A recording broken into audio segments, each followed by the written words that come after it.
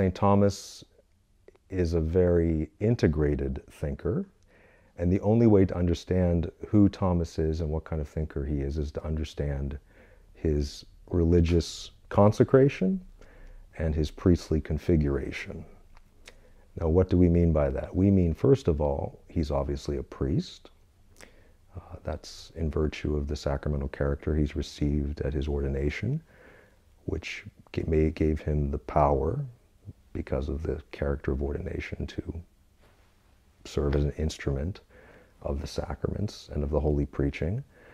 And as a holy preacher, his religious consecration was as a Dominican friar, a friar preacher.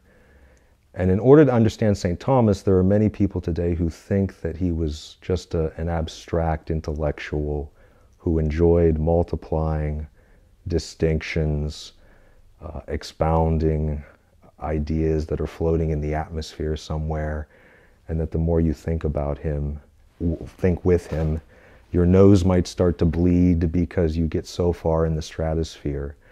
But that's actually not true. St. Thomas established what we might call intellectual monasticism. So St. Thomas and his teaching comprise intellectual monasticism. What is that?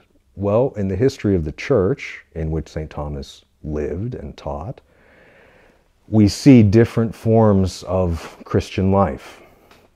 And the different forms of Christian life in their fullness were obviously in the monastic observances, the Benedictine monks, first and foremost, Western monasticism.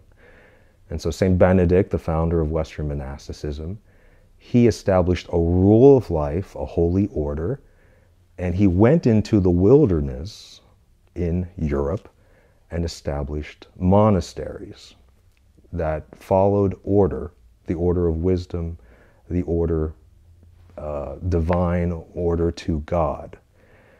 And you see that even in the architecture of the monasteries.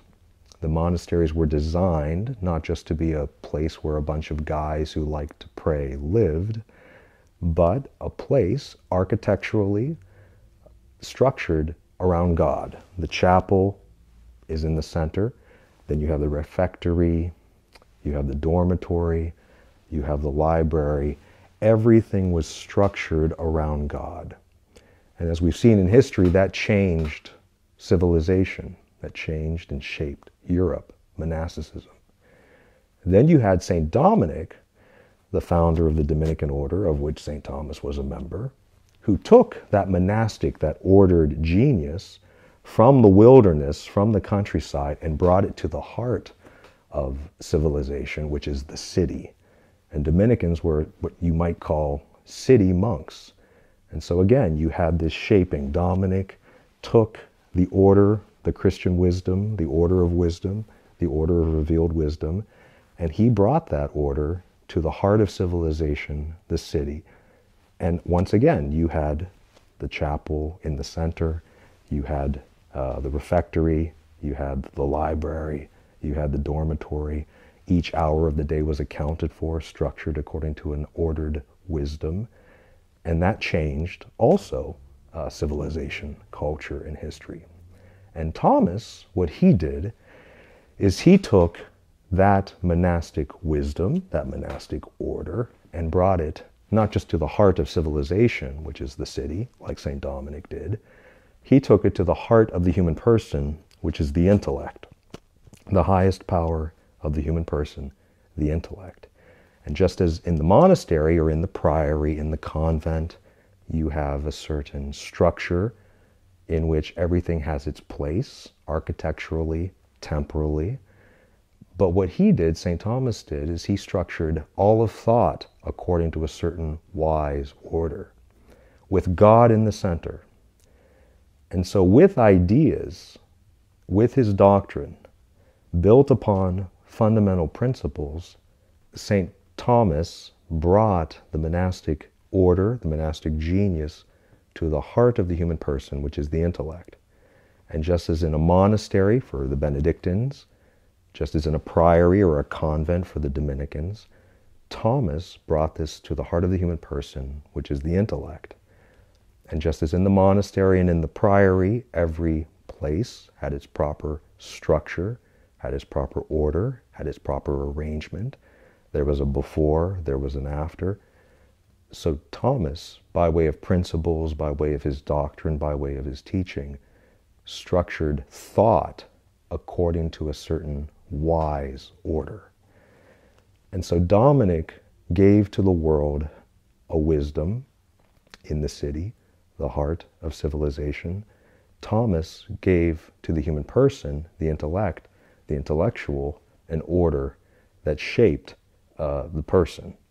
And so just as Benedict was a contemplative, Dominic was a contemplative, Thomas was a contemplative, and Thomism is intellectual monasticism, in which doctrines, teaching, principles, conclusions, the structured, ordered wisdom of thought receives shape, expression, and vivacity around God. So for Benedict, for the monks, for Dominic, for the friars, for Thomas, God is at the center, and all of his teaching, all of his thinking, all of his contemplation is shaped and structured around the wise order of God.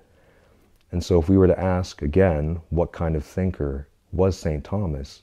He's a contemplative, but he's fundamentally an intellectual monk. And so when people ask me, what is Thomism? What does it mean to enter into the mind of Aquinas? What does it mean to think with Aquinas and have him as your teacher? It means really to become an intellectual monk who follows the order of life and of thought according to the wisdom that comes from God and is ordered to God. And just as St. Dominic, they say, spoke only to God or about God, so all of Aquinas' theology is either ordered to God or it's about God.